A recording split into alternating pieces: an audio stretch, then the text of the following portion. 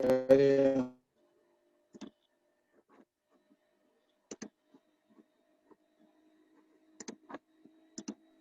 Right.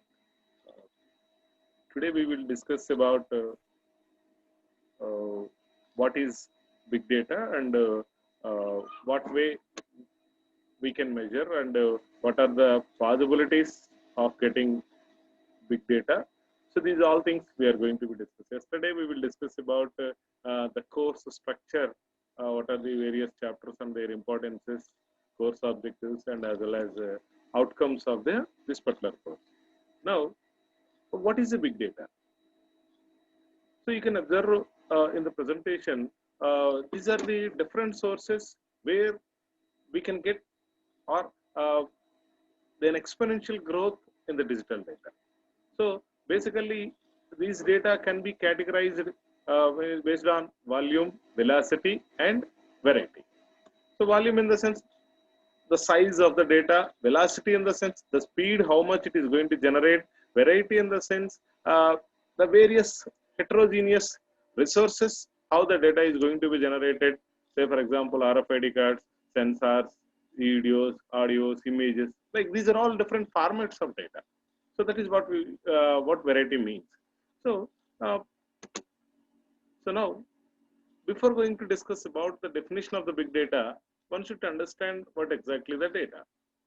So data means the quantities, characters, or symbols on which operations are performed by a computer, which may be stored and transmitted in the form of electrical signals and recorded on magnetic, optical, or mechanical recording medium. So that is data. Now, what is big data? How can we define big? So, a big data is also a data, but with huge in size. So big data is the term for a collection of data sets so large and complex that it becomes difficult to process using on hand database management tools or traditional data processing applications. So with the available resources, whatever we are experienced up to now, like DBMS, Oracle databases or other databases, usually those databases are used for storing information. But now it is not enough to store information in such kind of storage areas because of the formats of data are different and they are huge in size. We for that reason we are unable to accommodate. So that is what exactly the big data. So what way we can accommodate all these things? What way we can process? These are all the challenges. We can observe in the secondary definition. The challenges include capture, curation, storage, search, sharing, transfer, analysis, and visualization. These are all the challenges while handling big data, right? So now this is a simple definition about it. Now that how huge a big data is, how can we measure? Okay, this is the small data and this is the big data. As I told you in the previous class, when you consider the example of water bottle, 1 liter water bottle, the capacity of that bottle is 1 liter. If you try to keep more than 1 liter, then it becomes big for it as far as concerned with the water bottle. So in the similar way, how huge the big data is, in the sense, see, a byte is one gain of rice. A kilobyte, you can think, you can imagine the data size. 1 byte in the sense, you can think about 1 grain of rice. Kilobyte, probably you can think about it is a cup of rice. A megabyte in the sense, 8 bags of rice. The gigabyte, three semi trucks with rice. So that means whenever in our computer storage area, like below byte, kilobyte, megabyte, gigabyte, they are increased. Parallelly, this rice which we are concerned, because you are all aware of all these things, so that you can imagine what will be the size of this particular rice. So like that, terabyte, petabyte, exabyte, and zettabyte. So now the fields, zettabyte in the sense, the fields the Pacific of Ocean. That much of data is going to be generated right now. That is what we are call it as a big data. Big data. Okay, now it is big. What happens in future? So it becomes Petabyte. Petabyte in the sense which is equivalent to an Earth-size rice ball. Earth-size rice ball. You can imagine how much of data it is. So, so what we observe from previous slide and this one is the data is you cannot stop it. It is continuously grown up. So the thing is here you need not try to stop it. What you have to do, you need to develop a mechanisms. You need to develop the tools which can store it and which can process it, which can query it. So these are all the different areas where you need to focus. Now, so examples of the big data is the New York Stock Exchange generates about 1 terabyte of new trade data per day. Per day, 1 terabyte of data it is going to be stored.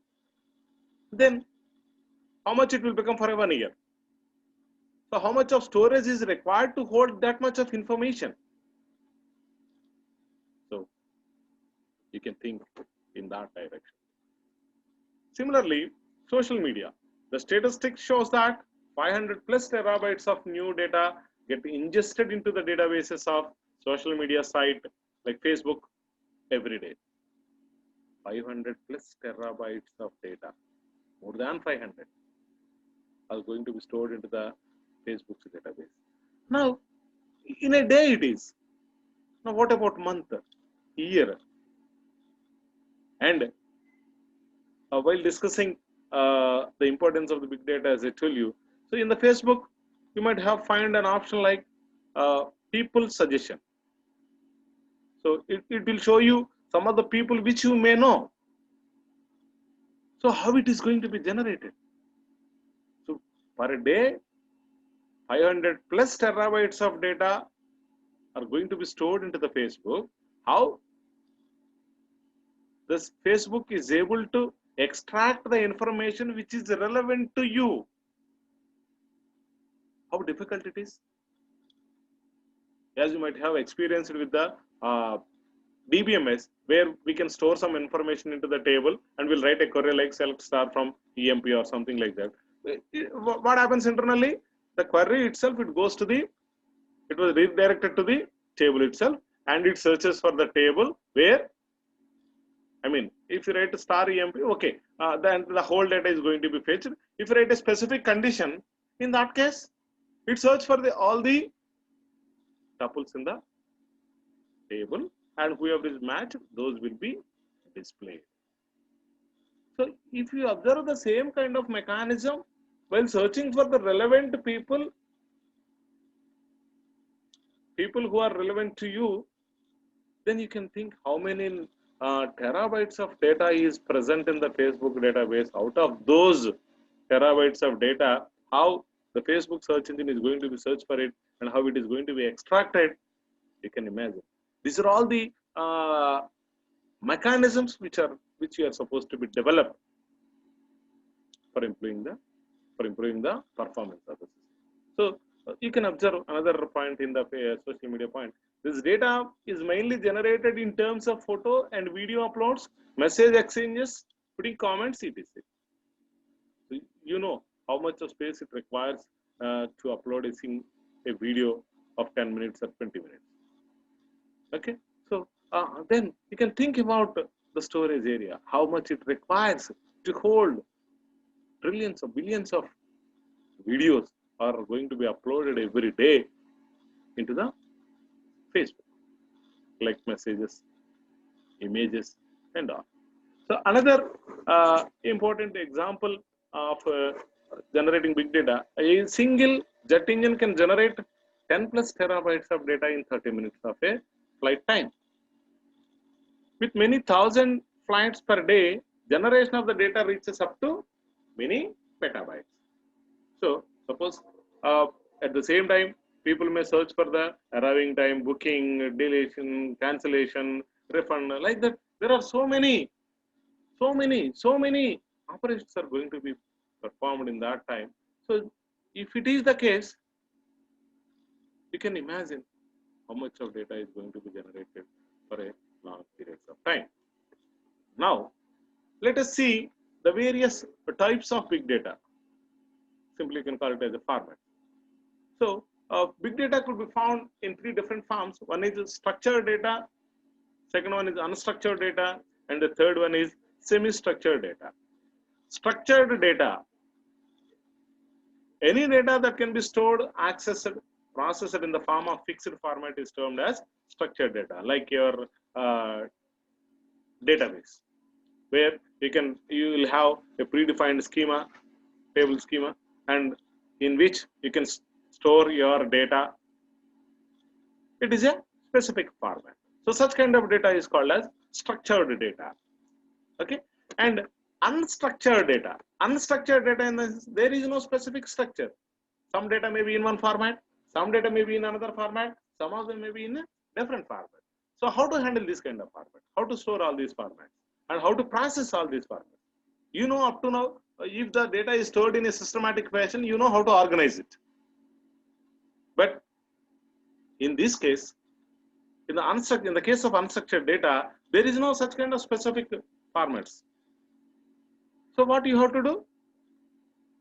So how to handle all these things you are supposed to be think, right? For example, for the unstructured data is, suppose if you type something on the Google, if you want to Google something, so as a result of your search, it shows some website names, some images like this. I will show you the picture, right? You can observe this picture. So where you can observe some of the websites, some of the images in the right side, some of the videos in the bottom of, like that. It shows all the relevant information to you. So how it is going to be accommodated in the Google store, because in order to fetch all these things. So this is called as unstructured data. There is no specific format for it. Specific format in the sense, suppose if you define a table where you are supposed to keep images, in that you are unable to store the video data. So that is what I mean to say, right? Okay. Now semi-structured data. So semi-structured data can contain both the forms of data, both the forms in the sense structured and unstructured data. We can see semi-structured data as a structured in form, but it is actually not defined with it. But actually it is not defined with. Example, a table definition in the relational database management system. An example of semi-structured data is presented in an XML file. XML file is an example of semi-structured data. Now you can observe the growth of the data over the years. So in the 2008, now we are at middle of this. You can think initially the green line, it shows structured data, and dark blue line, it shows unstructured data. So now gradually the unstructured data percentage is going to be increased and structured data percentage is going to be decreased. Probably the estimation is at the end of 2020-30, 78 exabytes of unstructured data is going to be generated. Not unstructured, the whole thing is not unstructured. Some part structured will be there, but overall, altogether, 78 exabytes of data is going to be generated at the end of 2030. That means after 10 years. Now, let us see the characteristics of the big data. Initially, people have defined three different characteristics. One is volume, velocity, and variety. Volume, velocity, and variety. So one is dealing with the speed, and another one is dealing with the complexity, and another one is dealing with the size. Now, so as you can observe in the diagram, an arrow which shows from bottom to top the size of the data, and in the x-axis it shows increasing data variety and complexity. You can think what are the areas, how it is going to be increased, and what kind of data it is. Mobile web, weblog, office history, dynamic pricing. These are all different formats of the data. So how it is going to be grown up. So big data is equals to, you can think about that formula: transactions plus interactions plus observations. So the whole initially people have developed, categorized these three characteristics. Later on, it was moved to the 5Vs and 6Vs also. So first, let us think about what is the volume, what is velocity, and what is variety, and all. So the name big itself is related to the size, which is enormous. So volume, whenever the size of the data is gets increased, so that is the reason why we are called it as a big data. So that's why it is a one of the characteristics which needs to be considered while handling the big data, right? And velocity, velocity in the sense speed, how speed the data is going to be generated, and because within no time, suppose for 1 minute it is going to generate 1 TB of data. Okay, so based on that, you are supposed to develop a mechanism to deal with that. All right. So velocity is also one of the important characters to be considered while dealing with the big data. Now, variety, as I told you, variety in the sense heterogeneous sources like videos, photos, sensor data, PDFs, audios. So these are all different formats of the data. Okay, so that is also plays an important role while dealing with the big data. So that is variety. Variability. So variability refers to the inconsistency. It can be shown by the data at times. Okay, so these are the four characteristics of the big data right now we know, but later on we'll add some other characteristics to this, veracity and all. Now, see. So, data volume. So 44x increase from 2009 to 2010, from 0.8 zettabytes to 35 zettabytes of data, right? So now you can think, are you able to observe this diagram? 1 petabyte is equals to 1024 terabytes. Okay, data storage growth, you can think about in millions of petabytes, right? Exponentially increase in collected and generated data. Okay, this is the Twitter data. Like you can think about social media data and all. So wherever it is, but it is rapidly changes the data. Now these are the some of the sources where we can observe the 4.6 billion camera phones worldwide, hundreds of millions of GPSs are GPS enabled devices sold annually, 2+ billion people the web by end 2011. Now it will become, you can imagine, and in 2011 it is 2 billion now. Okay. So like that, because of from the various sources, the data is going to be generated. Now you how to handle all these things, you are supposed to think. Velocity, data is begin generated fast and need to be processed fast. Online data analytics. So these are the example places where you can observe the speed of data generation. Healthcare monitoring, sensors monitoring your activities and body. Any abnormal measurements are there, immediately it will report. Like e-promotions, based on your current location, your purchase history, like. So there you can think in the e-commerce websites, if you search for a particular one, tomorrow if you visit the same e-commerce website to search for something, it shows some suggestions based on your previous history and the location where you are. So how it is going to be? Because are you only the customer of the e-commerce website? No, there also billions of people are there. Out of billions of people, it finds your interests, and based on your interest, it shows the relevant products to you in the next search. So you can think how wonder it is, how good it is. Now variety in the sense heterogeneity. So if you are in our DBMS while writing queries, we'll think about always all the data is in the same format. But now we are supposed to deal with different formats of data.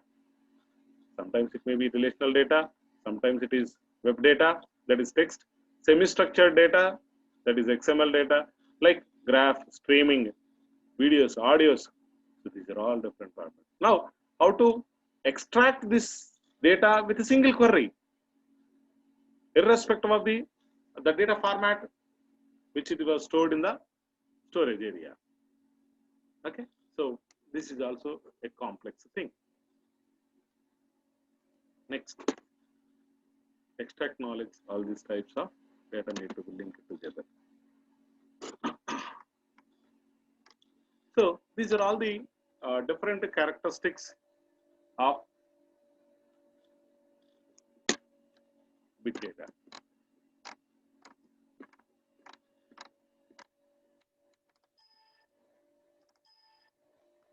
Right? Okay. So this is about the introduction to the big data. So in the next class, we'll start discussing the fundamental data structures like linked list, stacks, queues, which are essential for MapReduce programming and all. We'll see in the next class. Okay.